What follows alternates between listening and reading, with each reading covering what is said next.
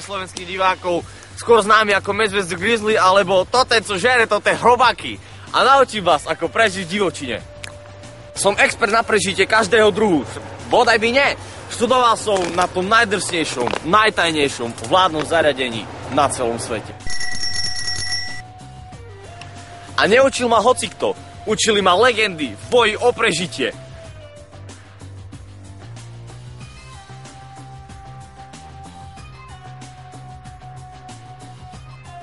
Určite ste sa už aj vy ocitli v situácii, kedy ste si kladli otázku.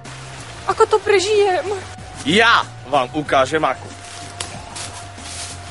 Ak chcete prežiť v divočine, potrebujete poznať 5 N prežitia. Nájsť smer, nájsť vodu, nájsť jedlo, nájsť prístrešok. A čo je základ? Neošťať sa pri tom. V džungli máte iba dve možnosti. Nájsť smer, čiže držať sa rieky, alebo nenájsť smer a ste v prdeli. Ten správny smer vám pomôže nájsť jediná vec. Musíš mať nádej. Vždy potrebná fľaška.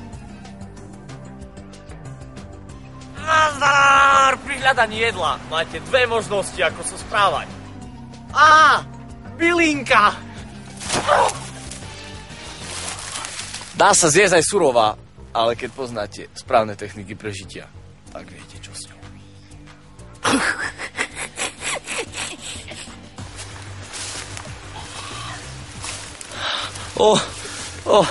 Ešte sa hýbe.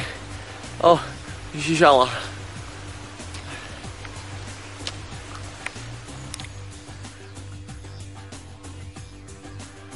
Piate pravidlo, nazývané pravidlo cti, môže byť ťažšie, ako vyzerá. Ups. Určite si všetci vravíte, aký je frajer, že vie takto prežiť. Ale ja vám poviem jednu vec. Iba divočina vás naučí prežiť v divočine. A ja žijem v tej najdrsnejšej, najhoršej, najväčšej džungli na svete.